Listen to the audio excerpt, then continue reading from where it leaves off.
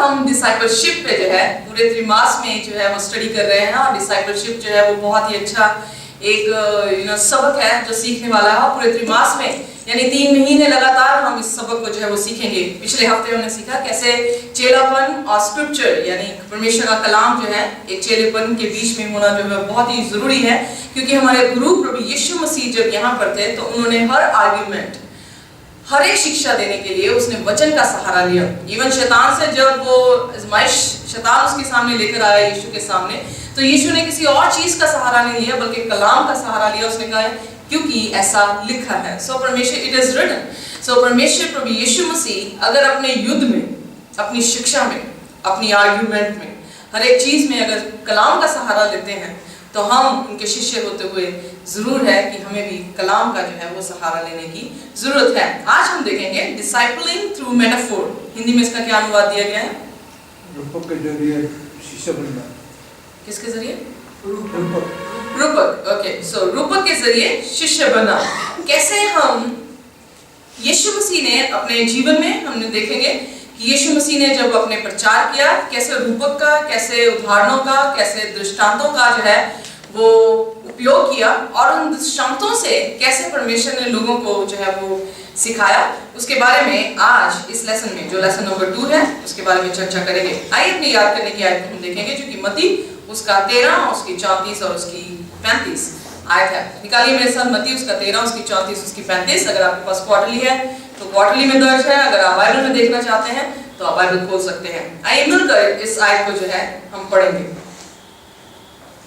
ये सब बातें यीशु ने दृष्टांतों में लोगों से कही और बिना दृष्टांत वह उनसे कुछ न कहता था कि जो वचन भविष्यद्वक्ता के द्वारा कहा गया था वह पूरा हो कि मैं दृष्टांत कहने को अपना मुंह खोलूंगा, मैं उन बातों को जो जगत की उत्पत्ति से गुप्त रही हैं प्रकट करूंगा। यहाँ पर हम देखते हैं कि मत्ती उसका 13, उसकी 34 और उसकी 35 आयत में यीशु मसीह जो है ये शब्द कह रहे हैं कि मैं दृष्टांतों में ये बातें कहूंगा। यीशु मसीह ने दृष्टांत जो है वो क्यों इस्तेमाल किया? हम बाइबल इंजील में देखते हैं कि पूरी इंजील जो है वो दृष्टांतों से है। दृष्टांत का अर्थ क्या है? दृष्टांत का अर्थ कुछ और नहीं बल्कि सिंपल हम ये कह सकते हैं कि कहानियां या कहानियों के रूप में प्रभु यीशु मसीह ने जो है वो सबक लोगों को दिए। सो ये कहानियां प्रभु यीशु मसीह ने क्यों अपनाई? What you think? Why God used parables? Yeshu Masih ने दृष्टांत क्यों इस्तेमाल किए? वेरी गुड, ताकि आम इंसान उस बात को समझ सके। Yes brother Shyam? क्योंकि परमेश्वर ये ओके, सो यीशु मसीह के वो सारे बच्चे थे, सो इसलिए यीशु मसीह भी उन्हें बच्चों की नाई उन्हें कहानी सुनाकर समझाता था। और कुछ बात, क्योंकि परमेश्वर ये चाहता था कि लोगों की समझ में वो बातें इस तरह से आए ताकि वो कभी भूले नहीं और परमेश्वर का प्रेम उनके साथ में हर वक्त बना रहे। ओके, सो कहानी एक ऐसी चीज है जो आप कभी भूलते नहीं है। अगर आपने कभी कहानी सुनाई हो या सुनी हो तो वो आपको भूलती नहीं है। परमेश्वर उन चीजों को इस्तेमाल करते थे अपने पैराबल्स में, जो चीजों को वो देखते थे उनके पास। Very good. Okay, so main मकसद, खास मकसद क्या था? यीशु मसीह का खास मकसद ये था कि जो उनका कारोगुजार था, प्रैक्टिकल लाइफ थी, उस प्रैक्टिकल लाइफ में से वो उनको ऐसी वैल्यूएबल लेसन्स जो है वो देते थे कि वो उस प्रैक्टिकल लाइफ एक तो वो करते थे और जब वो करते होंगे मैं ये अनुमान लगाती हूँ कि जैसे प्रैक्टिकल लाइफ हम करते हैं और ध्यान में हमारे आता है कि वो पैराबल में जीसस ने ऐसा कहा। स्पेशली जब गार्डनिंग करे तो मुझे याद आता है ओके, यीशु मसीह ने मत्ती उसका 13 अध्याय में कितनी गार्डनिंग के बारे में जो है वो बोला है। कुछ ऐसे बीज बोए गए जो या गिरे जो सड़क के किनारे थे, झाड़ियों में थे, पत्थरों में थे और फिर उसके बाद अच्छी भूमि में गिरे। सो प्रैक्टिकल लाइफ के रिलेटेड प्रभु यीशु मसीह ने उन्हें समझाया। उस समय के लोग जो है वो साइंस को नहीं जानते थे, इसलिए बाइबल में आप साइंस या कंप्यूटर शब्द जो है वो बिल्कुल नहीं देखते हैं। क्यों? क्योंकि उस टाइम का कारोगुजार जो था वो खेती बाड़ी थी। या फिर हम देखते हैं जैसे इज़िकियल को यीशु मसीह ने कहा कि जा पॉटर के पास यानी कुम्हार के पास जा। सो कारोगुजार कुम्हार का था। सो यीशु मसीह ने प्रैक्टिकल लाइफ से उन्हें शिक्षा देने के लिए जो है इन दृष्टांतों से जो है वो बात की। इसीलिए यीशु मसीह ने कहा मत्ती 13:34 में, ये सब बातें यीशु ने दृष्टांतों में लोगों से कही और बिना दृष्टांत वह उनसे कुछ न कहता था कि जो वचन भविष्यद्वक्ता के द्वारा कहा गया। थर्ड, क्यों यीशु मसीह ने पैराबल्स इस्तेमाल किए? क्योंकि यीशु मसीह के बारे में जो कुछ भी भविष्यवाणी हुई थी वो सारी की सारी यीशु मसीह में पूरी होनी थी। सो इसीलिए जो यशायाह ने कहा था वही यीशु मसीह दोबारा उसको बोलता है। सो ओल्ड टेस्टामेंट से मोस्ट ऑफ द वर्सेस हम देखते हैं कि वो नए नियम में पाई जाती हैं। नया नियम खुद में नहीं आ गया, बल्कि ओल्ड टेस्टामेंट से निकली हुई बातें जो है वो नियम में जो है उसे बहुत अच्छी तरह से विस्तार से जो है समझाई गई। अब हम देखेंगे अपने Sunday lesson old testament example. Old testament example में यानी ओल्ड टेस्टामेंट में या पुराने नियम में आपको कोई ऐसी कहानी याद हो जो दृष्टांत के रूप में थी, कहानी के रूप में थी और बहुत मायने रखी? कोई ऐसी कहानी या कोई ऐसी वर्ड्स आपको याद हो?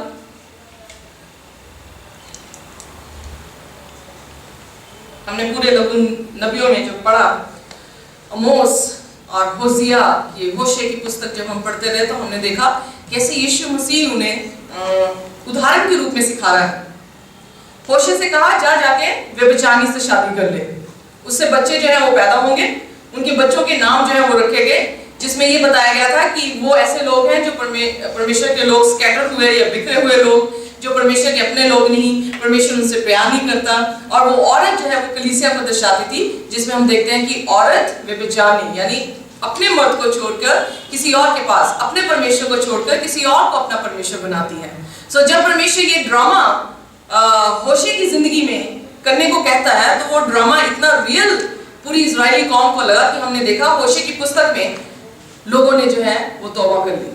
उन्होंने देखा कि yes Indeed it is very difficult, बहुत मुश्किल है कि किसी व्यभिचारिणी को एक्सेप्ट करना, उनके बच्चों को लेना और फिर कैसे उसका पति उन बच्चों को जिनके नाम ऐसे हैं कि परमेश्वर से दूर, और परमेश्वर के फिर दोबारा नामों को बदल कर ये कहता है कि ये मेरे लोग हैं जिनसे मैं प्रेम करता हूँ। सो होशे की पुस्तक में हमने देखा, अमोस की पुस्तक में देखा, बार बार प्रभु यीशु मसीह परमेश्वर ने ये उदाहरण दिए, तुम एक सिली डव की तरह हो, कबूतर की मानिंद हो, हाइफर की तरह हो। सो एक ऐसे केक की तरह हो जो बेक हुआ और वो सड़ गया, यू नो।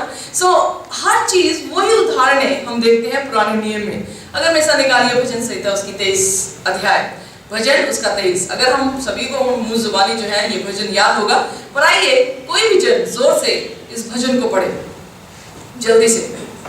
यहोवा मेरा चरवाहा है, मुझे कुछ घटी ना हो। ओके, यहाँ पर हम देखते हैं भजन 23 में कितनी खूबसूरत चीज जो है परमेश्वर का दास दाऊद जो है परमेश्वर के बारे में कह रहा है। क्या कह रहा है? कि परमेश्वर मेरा चरवाहा है।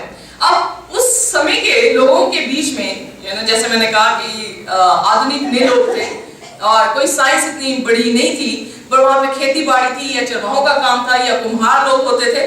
सो यीशु मसीह को दाऊद किस रूप में देख रहा है? एक समय में दाऊद खुद चरवाहा था और वो महसूस कर रहा है कि परमेश्वर भी चरवाहा है। पहली चीज, चरवाहा जो है वो एक अच्छा औहदा नहीं है, बहुत ही नीचा औहदा है। जब सैमुअल उसके घर में, जस्सी के घर में गया और कहने लगा कि अपने बेटों को बुला करके उनमें से राजा मुझे नियुक्त करना है, तो उसने अपने सारे सातों के साथ बेटे जो है वो खड़े कर दिए, जो कि ढील दौर में खूबसूरत भी थे, लंबे चौड़े थे। और परमेश्वर का आत्मा सैमुअल से कहता ये नहीं है वो। तो हार के सैमुअल जब पूछता है जस्सी से, कहता कोई और भी तेरा बेटा है? तो कहता हाँ है, वो मेरी भेड़ों की रखवाली करता है। ओके, सो इतना इम्पोर्टेंट नहीं है, शायद वो इतना एजुकेटेड नहीं होगा, शायद आई डोंट नो, पर मुझे इतना मालूम है कि उसके जितने भी एल्डर, जितने भी बड़े बेटे थे वो सारे फौज में थे। सो राजा के साथ जो है वो रहते थे। सो उसने उसको इतना अहमियत नहीं दी। उसने कहा हाँ वो मेरी भेड़ों की जो है वो रक्षा कर रहा है। तो कहता जाओ उसे बुला के ला। जैसे ही वो आता है और परमेश्वर का दास सैमुअल जो है उस पर तेल जो है वो डालकर उसका अभिषेक करता है। सो दाऊद चरवाहेपन से निकल के गया और अब वो कह रहा है कि मेरा परमेश्वर क्या है? मेरा चरवाहा है। पहली चीज ये कि उसकी खूबियां उसने बताई। आइए अगली आयत पढ़िए, यहोवा मेरा चरवाहा है, मुझे कुछ घटी ना होगी। सो घटी तो हिंदी हिंदी में तो बहुत अच्छा लिखा है कि कोई घटी नहीं, आई लैक नथिंग, सॉरी। और आगे वो मुझे हरी हरी चराइयों में बैठाता है, वो मुझे सुखदाई जल के झरने के पास हरी हरी चराइयों में बिठाता है। सिस्टर इनको वैसे ही याद है, बिना बाइबल देखे वो पूरा भजन जो है वो बोल रहे हैं। हरी हरी हरियाली में इमेजिन कीजिए, इस तरह सा माहौल है कि सूर्य जो है वो उदय है और कोई ऐसी आंधी कोई तूफान नहीं है, you are safe, you no.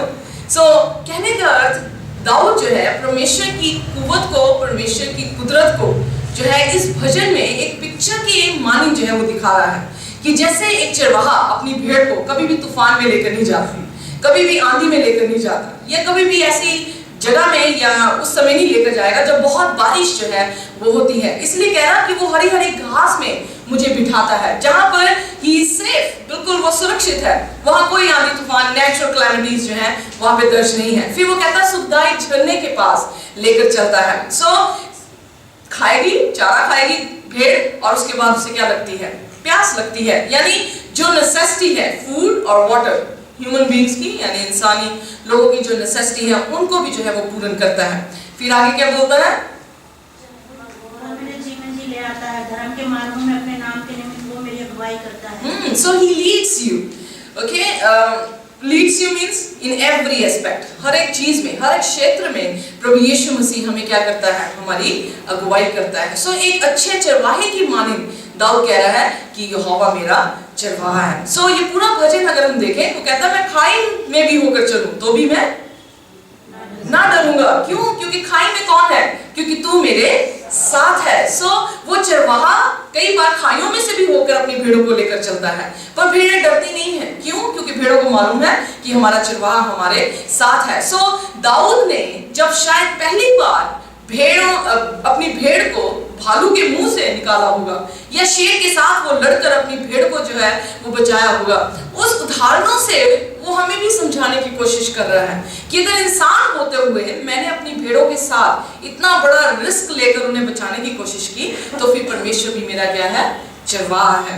वो भी रिस्क लेता है, उसने भी इतना बड़ा रिस्क लिया कि उसे क्रूस की जान जो है वो देनी पड़ी, पर वो मौत तक हमारे लिए क्या हुआ, वफादार जो है वो ठहरा। कह रहा है अगर मैं मौत की वादियों से भी होकर चलूं तो भी मैं नहीं डरूंगा। तेरे सोटे तेरी लाठी से मुझे क्या मिलती है, शांति मिलती है। क्यों? क्योंकि चरवाहा हमेशा सोटा जो इस्तेमाल करता है, कब करता है, जब भेड़ अलग दिशा में जो है वो जाने लगे। सो वो भी उसके लिए कंफर्ट जोन है, वो भी उसके लिए एक सुरक्षा का जो है वो बात बन जाती है। सो सबसे पॉपुलर भजन 23 जो है जो दाऊद ने लिखा, वो एक ऐसी पिक्चर है जिससे हमें मालूम पड़ता है कि परमेश्वर हमारा सचमुच में चरवाहा है, उसके जैसा और कोई भी नहीं। उसने सचमुच में हमें हर एक चीज से जो है वो परिपूर्ण किया है, कोई भी चीज की हमें घटी नहीं है। सो आइए यहाँ पर हमें दिया गया है कि जब यही दाऊद राजा बना और जब उसने बेर्शेबा के साथ व्यभिचार किया और उसके आदमी को जो कि उसके बहुत ही वफादार नौकर था उसकी हत्या करवाई और करने के बाद अपने पापों को ढांपने की कोशिश करता रहा, फिर उसके बाद नथान जो है नबी परमेश्वर उसके पास भेजता है। यहाँ पर भी हम परमेश्वर के अनुग्रह को देखते हैं। वो पाप करके अपने पाप को छुपाने की कोशिश कर रहा है, पर परमेश्वर उसे ये जताने की कोशिश कर रहा है कि इसे छुपा के मत रख, क्योंकि जो छुपाएगा, नीति वचन 28 में क्या लिखा है, जो अपने पापों को छुपाता है वो सफल नहीं होता, पर जो उसे मान लेता और छोड़ भी देता है उस पर दया की जाएगी। सो परमेश्वर नथान को उसके पास भेजता है, नेथन को उसके पास भेजता है। 2 शमूएल उसका 12 और उसकी दूसरी आयत से जो है वो मैं पढ़ती हूँ। धनी के पास उसने एक उदाहरण, उसे पिक्चर जो है वो देनी शुरू की, क्योंकि नथान उसे डायरेक्ट नहीं बात कर सकता था क्योंकि वो राजा था। अगर वो डायरेक्ट उसे कहता तूने व्यभिचार बेर्शेबा से किया है और तुझे जो है इसकी पेनल्टी, इसका दंड जो है तुझे मिलना चाहिए, तो शायद राजा जो है उसको एक्सेप्ट ना करता। बीइंग यू नो राजा होने के नाते वो शायद ये हुक्म देता पकड़ो नथान को और इसे क्या कर दो, खत्म कर दो। ओके, पर बड़ी अच्छी तरह से वो एक कहानी के रूप में जो है उससे बात करता है। उसने राजा नहीं कहा, उसने एक धनी व्यक्ति कहा, उसने औरत नहीं कही, उसने एक भेड़ को जो है वहां पे दिखाया। आइए देखिए बाइबल में क्या लिखा है। धनी के पास तो बहुत सी भेड़ बकरियां और गाय बैल थी, परंतु निर्धन के पास भेड़ की एक छोटी बच्ची जो को छोड़ और कुछ भी ना था, और उसको उसने मोल लेकर जिलाया था। वह उसके यहाँ उसके बाल बच्चों के साथ ही बड़ी थी। वह उसके टुकड़े में से खाती और उसके कटोरों में से पीती और उसकी गोद में सोती थी, और वह उसकी बेटी के समान थी। और धनी के पास एक बटोही आया, और उसने उस बटोही के लिए जो उसके पास आया था भोजन बनवाने को अपनी भेड़ बकरियों पर गांव बैलों में से कुछ न लिया, परंतु उस निर्धन मनुष्य की भेड़ की बच्ची लेकर उसने जन के लिए जो उसके पास आया था भोजन बनवाया। तब दाऊद का कोप उस मनुष्य पर बहुत भड़का, और उसने नातान से कहा, यहोवा के जीवन की शपथ, जिस मनुष्य ने ऐसा काम किया वह प्राण दंड के योग्य है, और उसको वह भेड़ की बच्ची का औगुना भर देना होगा, क्योंकि उसने ऐसा काम किया है और कुछ दया नहीं की। ऑलराइट, अब यहाँ पर जो वो कहानी सुना रहा है, तो हम देखते हैं कि दाऊद जो है उस कहानी को जब उसने सुना, और वो इतना गुस्से में आ गया उस व्यक्ति के लिए जो धनी व्यक्ति था, जिसने एक गरीब की भेड़ को जो है वो काट दिया और उसका भोजन जो है वो बना दिया, और उसने कहा इस पे तो बिल्कुल दया नहीं होनी चाहिए, इसे दंड जो है वो जरूर देना चाहिए। तो नातान ने उसे मुड़कर क्या कहा? नातान उससे कहने लगा, वो धनी तू ही है। और बाइबल बताती है बड़ी खूबसूरती से कि दाऊद ने जब ये कहानी सुना, जब उसने देखा कि मैंने सचमुच में पाप किया है, महसूस किया, और फिर वो भजन संहिता में जो है वो भजन को लिखता है 51, और उसमें वो रो रो के जो है वो प्रार्थना करता है और परमेश्वर से विनती करता है कि परमेश्वर मुझे जूफे से धोकर तू बिल्कुल साफ कर दे, अपनी आत्मा मुझसे बिल्कुल भी अलग ना कर, क्योंकि मैं तेरी आत्मा के बिना जो है वो रह नहीं सकता। सो बाइबल बताती है कि पुराने नियम में भी परमेश्वर के दासों ने कहानियों के रूप में लोगों को जो है जताया कि उन्होंने क्या पाप किया है, और जब वो कहानियों के रूप में उन्हें बताते थे तो लोगों ने जो है वो पश्चाताप किया। जैसे मैंने कहा, होशे की पुस्तक में हम देखते हैं कि व्यभिचारिणी का जिक्र करता है परमेश्वर, जा व्यभिचारिणी से शादी कर। और फिर जब इजरायली कौम इस ड्रामे को एक नबी के घर में होते हुए देखती है, और नबी फिर उन्हें प्रचार करता होगा कि ये परमेश्वर ने मुझसे कहा है, ये जो औरत है गोमर ये तुम हो, और मैं परमेश्वर को जिताता हूँ। तुमने मुझे छोड़कर बाल देवता को पूजना शुरू किया, मूर्तों को पूजना शुरू किया, पर परमेश्वर फिर भी तुमसे क्या करता है? मोहब्बत करता है। और उस समय के लोगों ने परमेश्वर के सामने जो है वो अपने सिरों को झुका दिया। Monday lesson, architectural wisdom. आइए देखें और भी उदाहरणों के रूप में परमेश्वर ने जो है उन्हें समझाना शुरू किया। मुझे याद है मेरी बेटी और हम तीनों, शैरन नहीं थी, रेनल, मैं और थॉमस, हम मांस जो है वो नहीं खाते। रेनल ने शुरू से जो है वो नहीं खाया। जब नहीं खाया तो एक दिन मुझसे पूछने लगी, क्योंकि अब वो बड़ी हो रही थी, और वो पूछने लगी, मम्मा कि हम मीट क्यों नहीं खा सकते, हम फिश क्यों नहीं खा सकते? मेरी फ्रेंड्स खाती हैं, चर्च मेंबर्स खाते हैं, आपने मुझे कभी भी नहीं खिलाया। तो मैंने उससे पूछा, बेटा आप खाना चाहते हो? तो कह रही, हाँ मैं खाना चाहती हूँ, मैं टेस्ट करना चाह रही हूँ। तो मैंने उससे कहा ठीक है बेटा। तो मैंने अपने दिल में बड़ी कंफ्यूजन आई। मैंने कहा, प्रभु मैं इस बच्चे को कैसे समझाऊं, कैसे मैं बच्चों के साथ इसको समझाऊं, और कैसे इसके दिल में ये जो शंका आई है उसको कैसे मैं रद्द करूं। तो मैंने हल्की सी प्रार्थना अपने दिल में की, और मैंने कहा, प्रभु ये आंसर देना मेरे लिए बहुत ही मुश्किल है, मुझे बता कि मैं रेनू को कैसे आंसर दूं।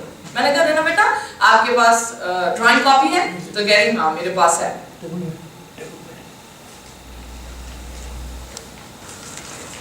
क्या है? कुछ भी नहीं है। ओके, क्या बात है? ओके, रेनल से मैंने कहा ड्राइंग बुक है? कह रही हाँ है। मैंने ड्राइंग बनाई, मैंने फिश बनाई। मैंने फिश का जब ड्रॉ किया तो मैंने मुंह के पास जो है एक लाइन लगा दी। मैंने कहा, बेटा what you would like to eat, क्या खाना चाहते हो फिश में? ये मुंह खाना चाहते हो उसका? इनके टीथ होते हैं पर ये कभी ब्रश नहीं करते। तो वो कह रही, नहीं मम्मा मैंने नहीं ये खाना। मैं कहा ठीक है फाइन, चलो हम नेक्स्ट चलते हैं। मैंने कहा, आप ये पेट का हिस्सा खाना चाहते हो? इसमें आंतड़ियां होती हैं और जो खाते हैं उसकी पॉटी बनती है, you want to eat that part? No no no I don't want to eat. मैंने कहा अच्छा ठीक है। फिर मैंने तीसरा पार्ट, उसी पूंछ वाला पार्ट दिखाया, और मैंने उसे कहा, बेटा ये खाना चाहते हो, यहाँ पे एनस है और पॉटी जो है वो बाहर आती है, तो ये वाला हिस्सा आपको शायद अच्छा लगेगा। तो वो मैंने नहीं खाना। तो मैंने कहा बेटा फिश खानी है? तो बोल रही मैंने नहीं खानी। तो मैंने गाय बना दी, गाय ड्रॉ की, उसका भी मुंह काट के गर्दन से काट मारा, मतलब एक लाइन मारी और उससे कहा ये हिस्सा खाना, नेवर ट्रस्ट। हमेशा वो गाली करती है, नहीं खाना। पेट का हिस्सा दिया मैंने, ये खाना, घास खाती है, गोबर भी कई बार खा लेती है, गंद खाती है, you want to eat that? कह रही नहीं। पिछली वाला हिस्सा दिया मैंने, बेटा ये खाना, कहती नहीं। उसके बाद मैंने सेब बनाया, मैंने सेब को ऊपर का हिस्सा काटा, मैंने कहा बेटा यहाँ पे कोई दांतनी, कोई ब्रश की जरूरत नहीं, ये खाना। तो मुझे कह रही हाँ मम्मा मैंने ये खाना। बीच वाला हिस्सा मैंने 2 लाइनों में बांट दिया, मैंने कहा बेटा यहाँ पे कोई स्टमक नहीं, कोई आंतड़ियाँ नहीं, यहाँ पे कोई गोबर नहीं, ये खाना। तो वो बोल रही हाँ मम्मा ये खाना। लास्ट पार्ट रह गया, मैं कहा बेटा यहाँ पे भी टेल नहीं ये खा सकते हो आप, तो खाना। तो यस, वो मैंने छोटी सी इलस्ट्रेशन, एक ड्राइंग बनाकर उसे समझाया। वो भी परमेश्वर ने कुव्वत बख्शी थी कि उस समय उसके लिए वो बहुत ही अच्छा लेसन था, क्योंकि बच्चा उस टाइम मेरा ड्राइंग बहुत पसंद करता था और वो हमेशा ड्रॉ करती थी। और जब मैंने उसी की ड्राइंग को लेकर उसको समझाने की कोशिश की, मुझे एक भी खुदा के वचन की आयत उसे बताने की जरूरत नहीं पड़ी कि प्रभु यीशु मसीह जो है वो क्या वचनों में कहता है। उसे अगर मैं समझाने लगती शायद उसे समझ ना आती, क्योंकि मैं बड़ों को समझाती हूँ उनको भी समझ नहीं आती। सो मैंने सोचा कि छोटे को कैसे मैं समझाऊं, तो उसकी ड्राइंग लेकर जब मैंने उसे समझाया, आज तक अगर वो किसी को खाते भी देखती है उसका दिल नहीं करता कि मैं इस मीट को खाऊं। और मैं प्रार्थना करती हूँ कि प्रभु ये जवानी में भी और बुढ़ापे तक भी ऐसे ही रहे कि ये इस खाने को ना ही खाए जिस खाने को परमेश्वर ने मना किया है। अब इस कंट्रोवर्सी में मत जाइएगा और मुझे पूछिएगा नहीं यीशु मसीह ने मछली क्यों खाई, तो क्योंकि मैं बताऊंगी कि यीशु मसीह ने कहा कि खा सकते हो क्लीन फूड, पर उसमें ब्लड, उसमें ना ही लहू होना चाहिए और ना ही चर्बी होनी चाहिए, जो कि हमारे आज के समय में जो भी आप मीट खाते हैं या फिश खाते हैं उसमें लहू भी है और उसमें चर्बी भी है। So it's up to you, okay fine. Anyhow, पर मंडे लेसन हमें ये बताता है यीशु मसीह ने सिर्फ कहानियों के रूप में यानी खेती बाड़ी में ही नहीं उन्हें सिखाया, पर उसने जो है घर बनाने के रूप में भी जो है उन्हें शिक्षा दी। आइए में से निकालिए मत्ती उसका 7 उसकी 24 आयत, 7 उसकी 24 उसकी 27 आयत तक जो है हम पढ़ेंगे। बहुत ही खूबसूरत अध्याय है, मेरा फेवरेट अध्याय है, क्योंकि ये शुरू होता है ask and it shall be given. ये दोष मत लगाओ, तुम पर भी दोष लगाया जाएगा, मांगो तो तुम्हें भी दिया जाएगा। और फिर प्रभु यीशु मसीह का वचन कहता है कि जो सब लोग हे प्रभु कहते हैं वो स्वर्ग की बादशाह में नहीं जाएंगे। फिर 27वीं अध्याय में क्या कहता है, पढ़िए मेरे साथ प्लीज 24 से। इसलिए जो कोई मेरी ये बातें सुनकर उन्हें मानता है वह उस बुद्धिमान मनुष्य के समान ठहरेगा जिसने अपना घर चट्टान पर बनाया, और मेघ बरसा और बाढ़ें आई और आंधियां चली और उस घर से टकराई, फिर भी वह नहीं गिरा क्योंकि उसकी नींव चट्टान पर डाली गई थी। परंतु जो कोई मेरी ये बातें सुनता और उन पर नहीं चलता वह उस निर्बुद्ध मनुष्य के समान ठहरेगा जिसने अपना घर बालू पर बनाया, और मेघ बरसा और बाढ़ें आई और आंधियां चली और उस घर से टकराई और वह गिरकर सत्यानाश हो गया। जब यीशु ये बातें कह चुका तो ऐसा हुआ कि भीड़ उसके उपदेश से चकित हुई, क्योंकि वह उनके शास्त्रियों के समान नहीं परंतु अधिकारी के समान उन्हें उपदेश देता था। कितनी खूबसूरत बात है। प्रभु यीशु मसीह ने यहाँ पर 2 घरों के बारे में जो है उदाहरण दिया। हर कोई घर बनाता है, आप भी घर बनाते हैं, मैं भी बनाती हूँ। पुराने समय में भी लोग घर बनाते थे और उससे पहले भी लोग जो है वो घर बनाते थे। सो उनकी रुचि और उनके कार्य के अनुसार प्रभु यीशु मसीह यहाँ पर उदाहरण देता है। 2 घरों के बारे में बता रहा है, एक घर जो चट्टान पे बनाया, दूसरा घर जो भालू पर बनाया। इन दोनों घरों में आपको सिमिलैरिटी क्या नजर आई? प्रचार नहीं करूंगी, आपसे पूछूंगी क्या समानता है इन दोनों घरों में? एक चट्टान पर है और एक ये तो डिफरेंस है। समानता क्या है? दोनों ने घर बनाया। Very good. सो दोनों लोग घर बनाते हैं। सो दुनिया में 2 तरह के लोग हैं, 2 तरह के रास्ते हैं, 2 तरह के घर हैं। ओके, सो दोनों जो है वो घर बना रहे हैं। धर्मी पर भी सूर्योदय होता है, अधर्मी पर भी सूर्योदय होता है। सो यानी दोनों तरह के लोग हैं। गेहूं है तो फिर उसके साथ जंगली पेड़ भी है। सो दोनों तरह के लोगों ने जो है वो घर बनाया। और कौन सी बात है जो समान है? डिफरेंस। Okay, similarities. ये डिफरेंस है कि एक टेम्पररी घर है, एक परमानेंट घर है। आंधी चली, वेरी गुड। सो दोनों ने घर बनाया, दोनों के घरों में जो है वो आंधी और तूफान आए, मेघ बरसा, आंधी आई, और फिर क्या हुआ? अब बताइए कि डिफरेंस क्या हुआ? एक गिरा एक नहीं गिरा। Okay, very good. सो एक गिर गया और एक नहीं गिरा। सो डिफरेंस क्या है? दुनिया में हर तरह के लोग हैं, पर आप कैसे बांटे जाएंगे? आप भेड़ या बकरी कैसे झुंड में आप आएंगे? दो ही चीजों ने, दोनों ही लोगों ने, बकरियों ने भी और भेड़ों ने भी जो है वो घर बनाया, पर डिफरेंस ये है, बाइबल की पहले वचन को पढ़िए जो कि 24 आयत में है। उसकी 24 पद में शुरू में प्रभु यीशु मसीह क्या कहता है? बुद्धिमान मनुष्य। ओके, बुद्धिमान मनुष्य। आगे, जिसने अपना घर चट्टान पर बनाया। इसलिए जो कोई मेरी ये बातें सुनकर उन्हें मानता है। This is the right word. Okay, कैसे पता लगता है कि बुद्धिमान कौन है और मूर्ख कौन है? कैसे पता लगता है कि बुद्धिमान ने चट्टान पर बनाया और मूर्ख ने जो है वो भालू पर बनाया? कैसे पता लगा जो चट्टान पर घर बना वो टिका रहा, पर जो भालू पर घर बना वो गिर गया? एक ही चीज पर प्रभु यीशु मसीह ने कहा कि बुद्धिमान ने क्या किया?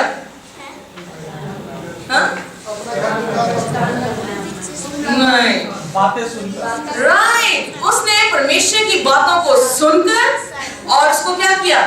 माना। सो यही याकूब की पत्री में लिखा है, कह रहा बिना बिना कार्य विश्वास क्या है? मुर्दा है। ओके, आप सुनते हैं, दूसरे कान से निकालते हैं, इसका मतलब आप अपना घर जो है वो भालू पर बनाते हैं। आप सुनते हैं, आप उस पर चलना शुरू करते हैं, तो प्रभु यीशु मसीह आपसे क्या कह रहा है कि आप बुद्धिमान जो है वो बनते हैं। यही प्रचार को सुनकर यीशु मसीह को बहुत बड़ा प्रचार देने की जरूरत नहीं पड़ी, सिर्फ एक ही बात उसने कही, एक ही कहानी के रूप में उसे समझाया और वो समझ गए। और बाइबल बताती है कि पूरी की पूरी भीड़ उसके इस प्रचार को सुनकर क्या हुई? चकित हुई कि ये फकी फरीसियों की तरह प्रचार नहीं करता। शायद फकी फरीसी लोग जो है प्रचार करते होंगे, जैसे मैंने पहले भी कहा, सबत के दिन हम सभी को पाक रखने की जरूरत है। सभी बोलिए आमीन। तो सभी ने आमीन बोला होगा, आप भी आमीन बोल रहे हैं। ओके, पर यीशु मसीह ने ऐसे नहीं उनसे बात की। यीशु मसीह उनको तोता नहीं बनाना चाह रहा था, जो रटा है उसे बोलने को नहीं कह रहा था। यीशु मसीह उन्हें एक्टिव, उन्हें कार्य में लेकर आने की कोशिश कर रहा है। इसलिए फकी फरीसियों को बार बार यीशु मसीह क्या कह रहा है? तुम लानती हो, तुम जो है वो सप्र के या सांप के बच्चे हो, बिच्छू के बच्चे हो। क्यों? क्योंकि प्रभु यीशु मसीह देख रहा था कि वो चुनी फिरी हुई कब्रें हैं, ऊपर से तो चमक रही हैं पर अंदर से दिल उनके साफ नहीं है। इसीलिए मत्ती उसकी 15 में लिखता है, कहता तुम बड़ी अच्छी रीति से परमेश्वर के हुक्मों को टाल देते हो और अपने धर्म उपदेशों को सुनाते हो। तुम लोगों से तो परमेश्वर का नाम लेते हो पर तुम्हारे दिल परमेश्वर से बहुत दूर हो। तुम मेरी इबादत तो करते हो पर वो इबादत क्या है? व्यर्थ है। ओके, सो प्रभु यीशु मसीह उनके जैसा प्रचार नहीं कर रहा था। यीशु मसीह उन्हें कहानियों के रूप में सिखा रहा था कि तुम्हारा घर कैसे बनना चाहिए, तुम्हारा घर कहाँ पर बना है। आज भी जब हम इस दृष्टांत को देखते हैं हमें सोचने की जरूरत है, हमारा घर किस पर बना हुआ है? क्या हमारा घर चट्टान पर है या हमारा घर जो है वो भालू पर है? पर हमारा घर किसी न किसी पर जरूर है।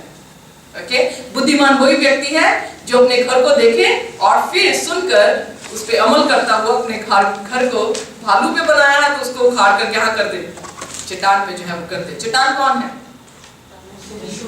प्रभु यीशु मसीह। तो प्रभु यीशु मसीह ने कहा जो कोई मेरी बात को सुनकर उसको मानता है, ओके, किसी और की बात को सुनकर नहीं, यीशु मसीह की बात को सुनकर जो मानता है वो ही बुद्धिमान व्यक्ति है। 5 कुंवारियां हम देखते हैं जो बुद्धिमान कुंवारियां थी, उनमें क्या विशेषता थी? क्यों वो दूल्हे के साथ चली गई? क्योंकि उन्होंने जो सुना था उस पर अमल किया। सुना ये था कि दूल्हा आ रहा है और उनकी जो मोमबत्तियां हैं या उनके लैंप, उनके दीवट जो है वो जलते रहने चाहिए। जब उन्होंने सुना था दूल्हा आ रहा है, उन्होंने वैसा ही किया कि कुप्पी में तेल रखा था। मूर्खों ने सुन रखा था कि दूल्हा आ रहा है, दोनों सो गए। ओके, कंडीशन दोनों की वैसी रही। पर जैसे दूल्हे की आवाज आई तो जो बुद्धिमान थी वो अपने तेल को साथ रखी थी और तेल को जो है उन्होंने डालकर अपने दीपटों को जला दिया और वो दूल्हे के साथ चली गई। पर मूर्खों ने सुन रखा था पर उन्हें किया नहीं। वो तेल क्या है? पवित्र आत्मा है। पवित्र आत्मा सुन रखा है कि पवित्र आत्मा परमेश्वर अपने लोगों को देता है। क्या हमने मांगा है कि परमेश्वर हमें पवित्र आत्मा की जरूरत है? अगर हम मांगेंगे, तो बाइबल में लिखा, अगर तुम बुरे होकर अपने बच्चों को देना जानते हो तो तुम्हारा स्वर्गीय पिता अगर तुम उससे मांगो तो वो क्यों कर तुम्हें ना देगा। सो आइए हम मांगे, अगर हम मांगेंगे तो प्रभु यीशु मसीह जरूर हमें देगा। फिर उसके बाद हम देखते हैं ट्यूसडे लेसन एग्रीकल्चर, खेतीबाड़ी से प्रभु यीशु मसीह ने दृष्टांत देता है। वेल, अगर मैं मत्ती उसका 13 अध्याय आपको कहूंगी, घर जाके पढ़िए। मत्ती 13 अध्याय पूरा पैराबल, पूरा दृष्टांत से जो है वो भरा है। और आप खास करके उसमें देखेंगे कि उसमें प्रभु यीशु मसीह उनकी खेतीबाड़ी का जो है वो जिक्र करता है। क्यों? क्योंकि सभी लोग जो थे, इजरायली कौम जो थी, वो किसान का काम करती थी और किसान के काम को बड़ी अच्छी तरह से जानता है, क्योंकि वो हमेशा बीज को फेंकते थे और बीज ऐसा नहीं फेंका जाता था कि मशीनों की तरह बिल्कुल लाइन पे गिरे, वो हमेशा ऐसे ही फेंकते थे। और कुछ बीज सचमुच में सड़कों में चला जाता था, चिड़ियां आती थी उसे खाकर लेकर चली जाती थी, और कुछ जो है वो झाड़ियों में गिरता था, कुछ जो है वो पत्थरों में गिरता था। पर जो अच्छी भूमि में गिरता था वो हमेशा फलदायक होता था, 70 गुना, 80 गुना और 100 गुना फल लेकर आता था। और यीशु मसीह ने उनके ही जो है वचनों से या उनके कामों से जो है प्रभु यीशु मसीह ने दृष्टांत दिया। और इसमें जो है प्रभु यीशु मसीह ने बहुत बड़ा लेसन उन्हें दिया कि हमारा दिल कैसा बीज लेता है, या हमारी जमीन, दिल जो है वो कैसी जमीन रखती है, क्या बीजों को ले रहा है, और फिर वो ऐसे बीज हैं जो एक कान से सुने दूसरे कान से निकल गए, सड़क पे गिरा हुआ बीज। फिर यीशु मसीह ने उसे पैराबल को उसका अनुवाद करते हुए बताया कि जो झाड़ियों में गिरे उन्होंने बड़ी खुशी से उस बीज को ले लिया, पर परेशानी आई तो वो जो है वो उग ही नहीं पाया। फिर तीसरा बीज गिरा और वो ऐसा व्यक्ति था जिन्होंने बड़ा उसको लिया तो सही बीज को, बट धन के कारण जो है वो बीज उगा ही नहीं, क्योंकि पत्थर ने उगने ही नहीं दिया, सो वो बीज उगा ही नहीं। फिर अच्छी भूमि पे गिरा तो वो 70, 80 और 100 गुना फल लेकर आया। फिर यीशु मसीह ने दृष्टांत 13 अध्याय में ही दिया, क्योंकि उन्होंने पूरा 13 अध्याय में पढ़ने को कहा, कि उसमें लिखा कि गेहूं बीजा गया और फिर जब वो सो गया किसान, तो रात में दुश्मन ने आकर जो है वो जंगली बीज डाल दिए। जब वो उगने लगे तो उसके कर्मचारी पूछने लगे, क्या तूने अच्छा बीज नहीं डाला था? तो उसने कहा, मैंने अच्छा ही बीज डाला था, पर दुश्मन ने आकर जंगली बीज डाल दिया। तो कहता, क्यों ना हम उखाड़ दें? तो फिर किसान ने उनसे कहा, उखाड़ना मत, इन दोनों को साथ साथ बढ़ने दे। जब ये बढ़ जाएंगे, पक जाएंगे अपने फल में, तो फिर जितने जंगली हैं उसको पहले उखाड़ना और उन्हें आग में झोंक देना, और जितने अच्छे हैं वो मेरी क्या करना, गोदाम में डाल देना। अब यही चीज जो है हम देखते हैं किसानों के बीच में भी कई बार जो है वो दुश्मनी आती है और वो एक दूसरे को उसकी धाम को कम करने के लिए ऐसा ही करते होंगे। तो यीशु मसीह ने भी ये दृष्टांत दिया। In fact, it was a true parable, क्योंकि वो दुश्मन और जिसने अच्छा बीज डाला था वो यीशु मसीह है, कर्मचारी फरिश्ते हैं। और फिर उनको आदेश दिया गया कि अंत के समय में जब फसल पक जाएगी, सो पकने का अंत का समय जब सभी अपने अपने फलों में पकेंगे। इसीलिए प्रकाशित वाक्य 22 में 12 में लिखा, जो धर्मी है वो धर्मी बना रहे, जो धर्मी है वो धर्मी बना रहे। सो पक गए अपने आप में। जब पक जाएंगे तो जंगलियों को क्या करना, उखाड़ देना, उन्हें आग में झोंक देना, जो कि नरक की आग है, और जो अच्छे हैं उन्हें मेरे खत्ते में ले जाना, यानी जिसे स्वर्ग की बादशाह कहते हैं। जब यीशु मसीह इन दृष्टांतों को कहने लगा तो सभी भीड़ जो है बाइबल बताती है कि वो चकित होने लगी। और ये बहुत अच्छी जो है इलस्ट्रेशन प्रभु यीशु मसीह ने की। यीशु मसीह ने सिर्फ प्रचार में अपनी इलस्ट्रेशंस या अपनी कहानियों को नहीं बताया, बल्कि हम वेडनेसडे लेसन में देखते हैं कि प्रभु यीशु मसीह के विरोधी फकीर फरीसी जब उसे पकड़ने के लिए भी आते थे और उससे कुछ सवाल देते थे, तो प्रभु यीशु मसीह उसका जवाब जो है हम देखते हैं कि कितनी अच्छी तरह से जो है उन्हें देते थे, कि उनकी बात से, उनकी कहानी से वो समझ जाए कि प्रभु यीशु मसीह क्या कहना चाह रहा है। कोई ऐसा अध्याय जो आपको याद हो जिसमें प्रभु यीशु मसीह ने फकीर फरीसियों का मुंह बंद किया हो, किसी कहानी को बता के वो आप शेयर कर सकते हैं।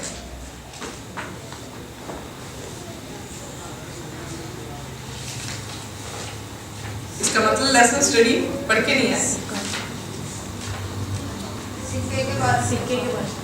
सिक्के के बारे में। Okay, alright, very good. Yeshu Masih के पास आके कहने लगा, हमें क्या चुंगी देनी चाहिए। यीशु मसीह ने कहा हमें किसे देना चाहिए, तो यीशु मसीह ने कहा सिक्का का तो केसर का, उसमें जो है वो निशान था, तो कह रहा जो केसर का वो केसर को दो और जो परमेश्वर का वो परमेश्वर को दो। Very good. और कोई? Okay, very good. नेक सामरी की कहानी, एक सरदार जो है वो आता है और वो आकर यीशु मसीह की परीक्षा लेता है और कहने लगा कि सबसे बड़ी आज्ञा कौन सी है? यीशु मसीह ने कहा परमेश्वर से प्रेम कर, अपने पड़ोसी से प्रेम कर। उसने कहा मेरा पड़ोसी कौन है? यीशु मसीह ने अच्छे सामरी की जो है वो कहानी सुनाई, कैसे लेवी और याजक जो है उस मरे हुए इंसान को जिसने डाकुओं ने मतलब उससे खो लिया था और फिर उसके मार कूट कर उसे जख्मी करके फेंक गए थे, उसे देख के निकल जाते हैं, पर सामरी आता है और सामरी आकर जो है उसे सेवा टहल करके उसे बचा लेता है। तो यीशु मसीह ने कहा अब तू बता ये अच्छा पड़ोसी कौन था? तो उन्होंने कहा ये अच्छा पड़ोसी वही है जिसने उसकी देखभाल की। Very good. सो यीशु मसीह ने कहानी बताई और कहानी भी सत्य थी। वो सामरी यीशु मसीह है, यीशु मसीह अपने लोगों में आया, उसे अपनाया नहीं गया। सो सामरी को भी लोग जो है यहूदी लोग बिल्कुल तुच्छ जानते थे कि वो उनकी जात का सामरी जो है उनकी जात का इंसान नहीं, इसीलिए वो ये नहीं कह रहा कि सामरी अच्छा पड़ोसी है, उसने ये कहा वही जिसने उसकी जो है वो सेवा टहल की। सो लाइक ट्रू स्टोरी थी प्रभु यीशु मसीह ने, पर उनको जवाब जो है वो दिया गया। और कोई कहानी? खोई हुई भेड़ आपकी बाजू में। Very good. सो बड़ी अच्छी कहानी जो है यहाँ पर हम देखते हैं। यीशु मसीह वेल ये अध्याय बहुत फेवरेट है मेरा क्योंकि इसमें बहुत दृष्टांत है। हम देखते हैं यीशु मसीह जो है वो बैतनी से आते हैं और जैसे बैतनी से, मैं पूरा अध्याय आपको पैराफ्रेज कर रही हूँ, बैतनी से आते हैं, बैतनी में से आते हुए वो एक अंजीर के पेड़ को देखते हैं, भूख लगती है, अंजीर के पेड़ में पत्ते नजर आते हैं। यीशु मसीह वहां जाते हैं सोचते हुए कि मुझे शायद फल मिलेगा, और जैसे ही वो वहां पहुंचते हैं कोई फल नहीं नजर आता, तो यीशु मसीह उसे क्या करते हैं, लानत देते हैं और वो आगे को निकल जाते हैं। क्योंकि यीशु मसीह गद्दी पर, उससे पहले गद्दी पे चढ़े हुए होशाना के नारे लगते हैं, यरूशलेम की तरफ आते हैं, रोते हैं और कहते हैं कि मैंने कैसे जैसे मुर्गी अपने पंखों में हमेशा छुपा के रखती थी, मैंने तुम्हें छुपा के रखा। और फिर आकर हैकल को सफाई करते हैं। हैकल की जब सफाई करके बैतनी में जाते हैं, बैतनी में सुबह जब आते हैं भूख लगती है और ये अंजीर का पेड़ जो है वो कर्ज करते हैं और फिर जो है वो हैकल में पहुंचते हैं, यानी मंदिर में आते हैं। मंदिर में जितने भी लंगड़े लंगड़े जो भी दुखी रोगी थे वो सारे यीशु के पास आते हैं, बच्चे भी आते हैं और फकीर फरीसी कहने लगते हैं कि इनको क्या कि चुप करें। तो प्रभु यीशु मसीह उनसे कहते हैं कि अगर ये ना बोले तो पत्थर चिल्ला उठेंगे। सो जब ये बात होती है उसके बाद प्रभु यीशु मसीह पैराबल्स जो है दृष्टांतों से उन्हें बात करते हैं। क्या बात करते हैं? यीशु मसीह उनसे कहते हैं, पहला दृष्टांत यीशु मसीह उन्हें देते हैं, एक आदमी के 2 बेटे थे। 2 बेटों में से एक बेटे ने कहा कि बेटा आ और मेरे साथ काम कर। पिताजी मैं आता हूँ, सॉरी पिताजी मैं नहीं आऊंगा, पहला बेटे ने ऐसे कहा। फिर पछताता है और फिर कहता है नहीं यार मेरा बाप बूढ़ा है, तो उसने सोचा होगा और वो खेत में चला जाता है। दूसरा बेटा के पास जाता है पिता और कहता है बेटा चल मेरे साथ काम कर मेरे साथ। तो वो कहता पिताजी मैं अभी आता हूँ आपके पास, और कह के पिता चला जाता है और वो कहता मेरे पिताजी के चले गए बस ठीक है, अब अपने आप काम जो है वो कर लेंगे। सो यीशु मसीह ये दृष्टांत देते हैं, कहता कि कौन सा बेटा जो है वो वफादार था। उन्होंने जवाब दिया पहला, जिसने क्या कहा, उसने कहा कि नहीं मैं नहीं आऊंगा। बाद में पछताया और फिर वो आकर अपने परमेश्वर यानी अपने पिता की बाड़ी में जो है वो काम करने लगा। तो फिर यीशु मसीह ने कहा अमीर लोगों का स्वर्ग की बादशाहत में जाना बहुत मुश्किल है, पर जितने व्यभिचार हैं, जितने मूल लेने वाला टैक्स कलेक्टर्स और अडल्टरस, they will go into the heavenly kingdom, but for the rich man it is very difficult to enter the heavenly kingdom। फिर यीशु मसीह जैसे सिस्टर जी ने कहा कि उन्होंने एक पैराबल दिया। क्या पैराबल दिया? एक इंसान था, उसकी बाड़ी थी, वो लोगों को देके चला गया। जब वो देकर चला गया तो बाइबल बताती है कि वो वापस चला गया, अपने दासों को भेजता है कि जो भी सालाना हार्वेस्ट यानी फसल पकी उसका जो भी इनकम हुई है उसको लेने के लिए मजदूरों को भेजता है। तो वो मजदूरों को मार कूट के भेज देते हैं। दूसरी बार फिर भेजता है, उनको मार देते हैं, कईयों को कूट के भेज देते हैं। तीसरी बार वो अपने पुत्र को भेजता है। जब वो अपने पुत्र को भेजता है तो बाइबल बताती है कि यीशु मसीह ने कहा कि उन्होंने देखा कि ये तो पुत्र है, यही विरासत का रखने वाला है, विरासत को रखने वाला है, तो उन्होंने कहा कि इस पुत्र को ही क्या क्यों ना करें कि हम मार दें। तो उन्होंने पुत्र को ही मार दिया। जैसे ही बाइबल बताती है, जैसे ही उन्होंने ये दृष्टांत सुना, उन्हें मालूम पड़ गया कि प्रभु यीशु मसीह किसके बारे में कह रहा है।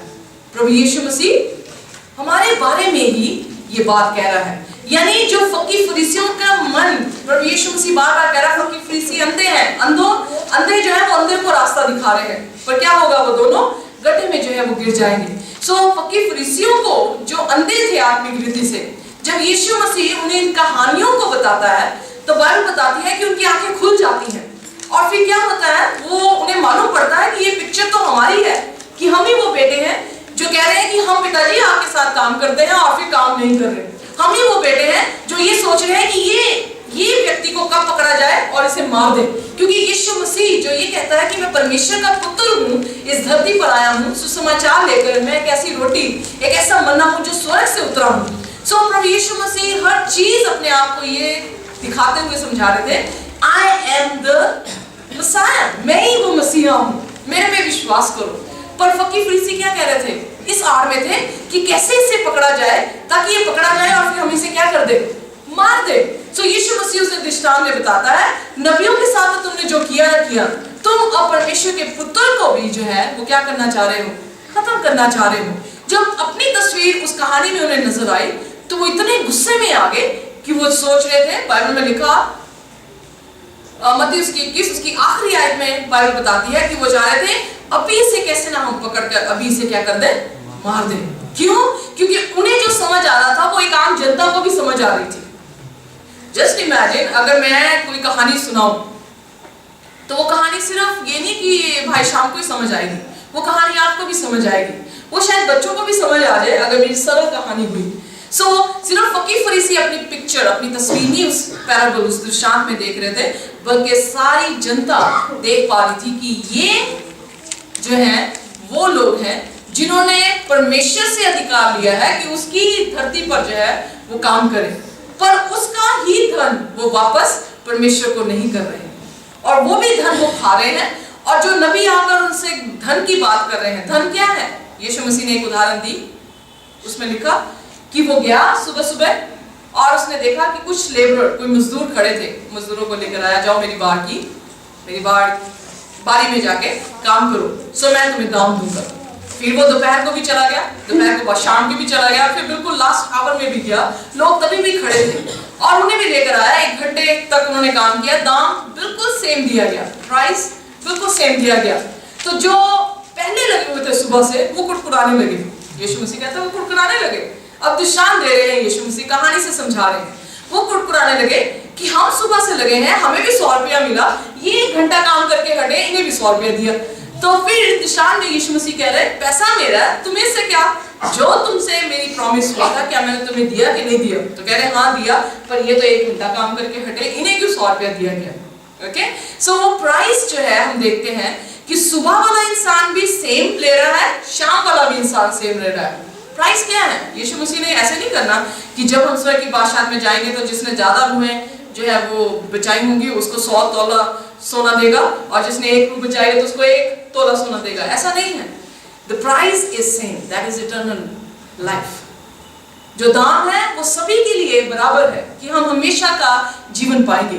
यही यीशु मसीह कह रहा है, या हमेशा का जीवन है या हमेशा की मौत है। सो दोनों है और इनाम पर सभी के लिए क्या है? एक ही है।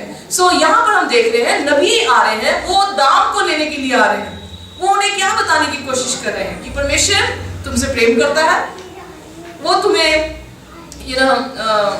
स्टीवर्डशिप देके, स्टीवर्डशिप को हिंदी में क्या कहते हैं? भंडारीपन। तुम भंडारी हो उसके काम के लिए और उस काम में से भी तुम अपना विश्वास नहीं दे रहे, सो तुम अनंत जीवन कैसे पाओगे? उन्हें मार रहे, कूट रहे हैं। यीशु मसीह भी आकर उनसे दाम लेने की, क्योंकि अधिकारी है, उसको दाम लेने के लिए आया, तो वह बताते उसे भी मार दिया। सो फाइनली हम देखते हैं कि प्रभु यीशु मसीह ने अपने जीवन में, अपनी मिनिस्ट्री में उसने कहानियों का सहारा लिया। वो कहानियां ऐसी थी कि जिन्होंने, जो दुष्ट थे उनको भी समझ आ गई और जिन्हें बचाना चाहा था उनको भी जो है यीशु मसीह ने बचा लिया।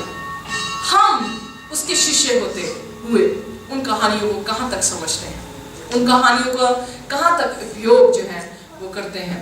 हमारी जरूरत है, हम थर्सडे लेसन देखते हैं कि परमेश्वर प्रभु यीशु मसीह की यही विरासत सिर्फ यीशु मसीह तक नहीं रही बल्कि उसके चेलों तक भी पहुंची। प्रकाशित वाक्य अगर आप देखें तो प्रकाशित वाक्य में क्या है, वो कहानियों के रूप में ग्रेट कंट्रोवर्सी को जो है वो समझा रहे हैं। एक औरत देखी जो कि एक पशु के ऊपर बैठी थी, बैंगनी रंग के कपड़े थे और उसने कप पकड़ा हुआ है। So you know it's very interesting, very मतलब कह सकते हैं दिलचस्प जो है वो कहानियां हैं, उनमें बहुत सारे रंग है उस कहानी में। यू नो एक औरत पशु पे बैठी, हर कोई सोचेगा एक औरत कैसे पशु पे बैठ सकती है ना। यू नो कोई औरत, यू नो आदमी बैठा होता तो कहते हैं कि हाँ आदमी ठीक है, ब्रेव है, पर औरत एक पशु पर बैठी है, बैंगनी कपड़े पहनी है, बहुत गहनों से लदी हुई है और कप को पकड़ी हुई है। So I would like to know what it is exactly, ये क्या है, यू नो। सो प्रकाशित वाक्य पूरा, पौलुस को भी हम देखते हैं कि पौलुस भी जो है वो उदाहरणों के तौर से जो है लोगों को समझा रहा है। जैसे वो कहता है कि एक औरत है, उसकी शादी जो है आदमी से होती है और अगर आदमी को छोड़ के किसी और के साथ विवाह करती है तो वो व्यभिचार करती है, पर अगर आदमी मर जाए तो फिर वो आजाद है।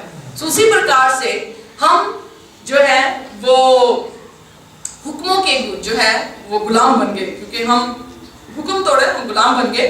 और प्रभु यीशु मसीह को पति दिखाता हुआ उसे समझाने की कोशिश कर रहा है कि पति मर गया तो हम क्या हो गए, आजाद हो गए, उन हुक्मों से हम आजाद हो गए। कौन से ऐसे हुक्म, 10 हुक्म नहीं। उसके बाद क्या कहता है, क्या परमेश्वर चाहता हम हुक्मों को ना माने, नहीं, कहता हम हुक्मों को माने। सो वो कौन से ऐसे हुक्म हैं, that is letters, you know, not the spirit. वो ऐसे जो लिखित हुए लेटर्स हैं, जैसे यीशु मसीह का मेमना दिखाना और वो उसका मरना, वो हकीकी तौर से यीशु मसीह का जो है वो पूर्ण हो गया। अब वो हुक्म हमारे लिए वाजिब नहीं है, यू नो, हम पर लागू नहीं है।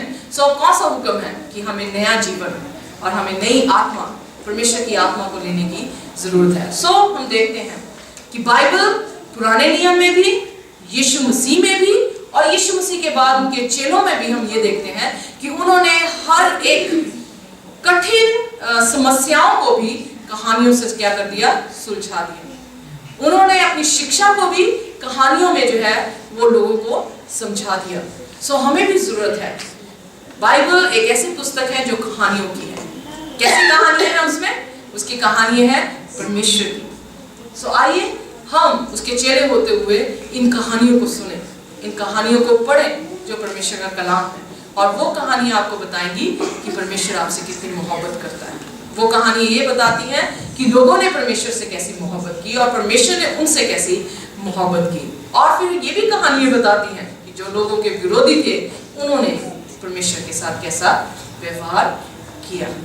आइए इस साल में, जैसे हमने ऑलरेडी न्यू ईयर में प्रचार भी सुन लिया है, कि हम अपने बाइबलों को पकड़े और हम बाइबल्स को पढ़े, अपनी बाइबलों को पढ़े और ज्ञान को प्राप्त करें, और परमेश्वर सचमुच में हमें आशीष और बरकत देगा। पिछले त्रिमास में हमने देखा सेंचुरी में होली प्लेस में था।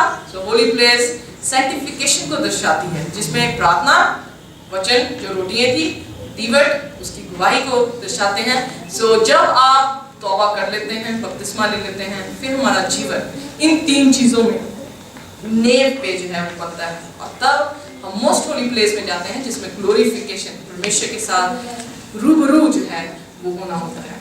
आइए अपने जीवन को परमेश्वर के कलाम में रखें और परमेश्वर की ये कहानियों को हमेशा सुनते रहें, ताकि हम हमेशा उजागर रहें और यीशु मसीह के साथ एक दिन स्वर्ग की बादशाहत में भी हो सके, जिस कारण उसने ये कहानियां आपके लिए बाइबल में दर्ज की हैं। आइए अपने सिरों को झुकाएंगे और हम प्रार्थना करेंगे।